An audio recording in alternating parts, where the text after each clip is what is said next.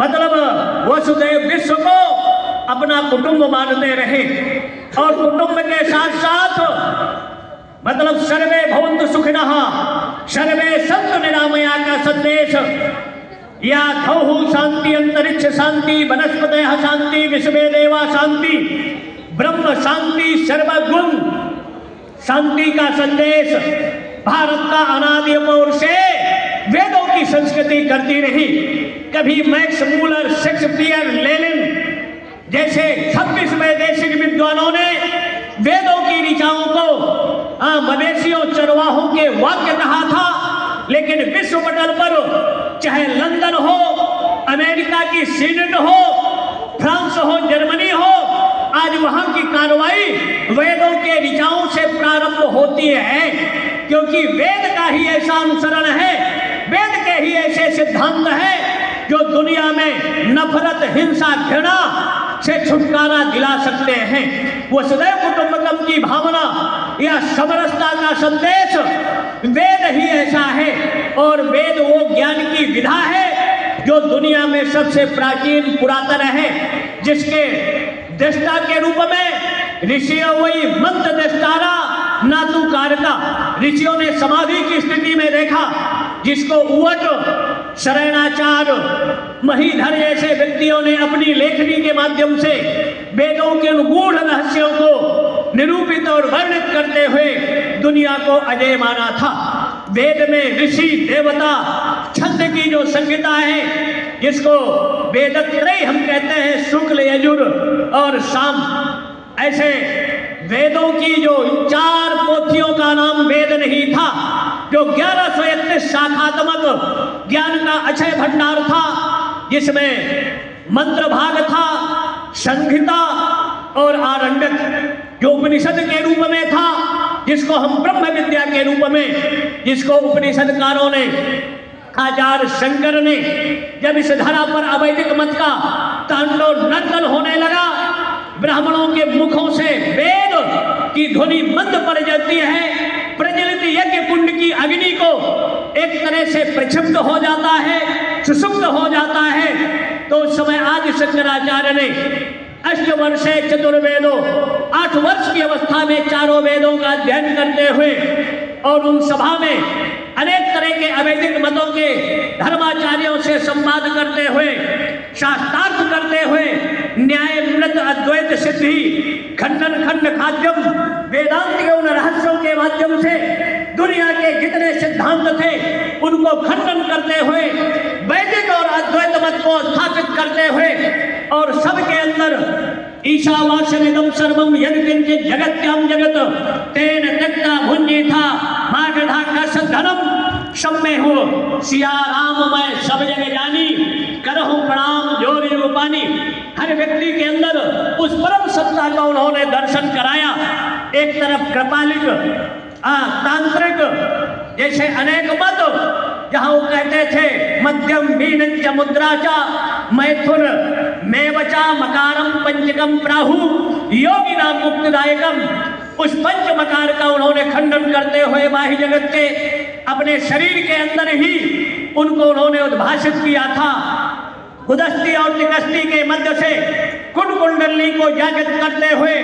खट चक्रों का भेदन करते हुए, शांतल कमल में जब ज्ञान की उन परा स्पंदन की शांत रश्मियों को स्थापित करते थे तो समाधि की स्थिति में पहुंचता था। मेडिकल साइंस अगर इस शरीर को चिड़-फाड़ करता है, काट करता है,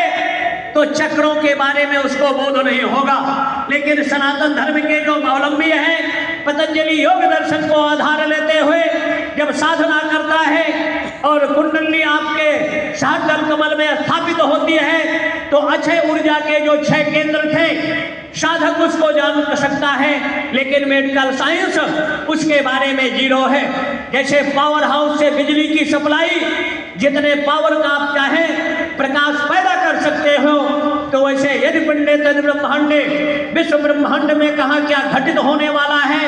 उसका बोध दुनिया में अगर किसी के पास था तो सनातन धर्मावलंबी इन संत महर्षि और 100 करोड़ सनातनियों के पास था। सनातन ही एक ऐसी विधा थी जो दुनिया को अपना लोहा मनाती नहीं, लेकिन किसी के पास एक मुख है, किसी के पास दो मुख है, एक विचारधारा है, लेकिन यहाँ 6 दर्शन है, 18 पुराण, 18 उपपुराण, ऐसे 84 पुराणों का उल्लेख आता है। धर्म शास्त्रों में धर्म सिंधु, निर्णय सिंधु, उपनिषदें हैं, खड़ंगो धेयो वेदो गेयाश्चा, ऐसे विशाल दुनिया में जो सनातन के पास इतिहास, साहित्य,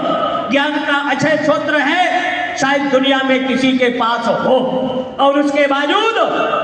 आप अपने धर्म संस्कृति का परित्याग कर दूसरे की ओर देखते हो। इससे बड़ी अज्ञानता शायद विश्व में और कोई हो सकती है। इसलिए अपने एने पिता या तो एने पितामह जिस मार्ग को अपनाते हुए आपके पूर्वज, हमारे पिता प्रपितामह जिन्होंने अनुसरण किया, उसी को मार्ग को अपनाते हुए आपको सबको चलना है और धर्म की रक्षा सुरक्षा के लिए। लेकिन रावण ने धर्म को नहीं मिटा पाया, कंस ने उस धर्म को नहीं मिटा पाया, गौरी गजनी की तोपें तलवारें ईस्ट इंडिया कंपनी जिस सनातन को नहीं मिटा पाया, तो भारत के सेकुलरिज्म की राजनीति सनातन को मिटा नहीं सकती। जब सनातन पर संकट आता है, विषम परिस्थितियां निर्मित होती हैं, तो परमात्मा अवतार लेकर उस धर्म की रक्षा और सुरक्षा करता है। धर्मेव हतो हन्ति धर्मो रक्षति रक्षितः। अगर हम धर्म की रक्षा करेंगे तो धर्म हमारी रक्षा करता है। और धर्म का वैसे 10 स्वरूप है, जिन्होंने धति क्षमा दमस्तेयम शौच इंद्रिय निग्रह धीर विद्या सत्यमा क्रोधो दशकम धर्म लक्षणम, जिन्होंने एक को धारण किया महानता की स्थिति में गए। लेकिन धर्म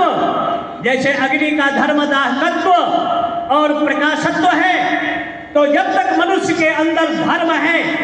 तभी तक वो मानव कहलाने का अधिकारी है। और अगर मनुष्य से धर्म घट जाता है, आहार निद्रा भय में थुनंचा सामान में तत्पशुभि निराणाम धर्मो हि तेषाम अधिको विशेषः। मनुष्य और पशु में केवल इतना अंतर है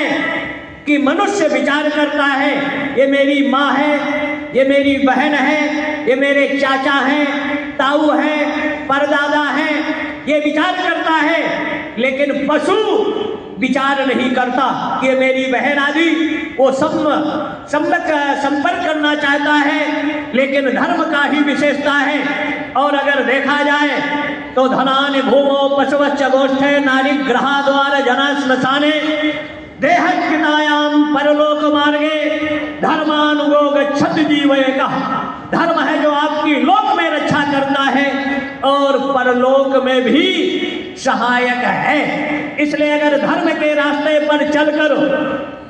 दो इमो पुरुषो लोके सूर्यमंडल भेदनो परिव्राज योगी युक्तस्य, या सूरवीर देश की रक्षा के लिए सीमाओं पर अगर गोली सीने में खाता है तो सूर्यमंडल का भेदन करते हुए सत्यलोक की प्राप्ति करता है। या जो आप लोग हैं अपनी कर्म इंद्रिय ज्ञान इंद्रियों को एकाग्र करते हुए ब्रह्मानंद से या आज्ञा चक्र से प्राणों का उत्सर्ग करते हैं, तो सत्यलोक की प्राप्ति का आधार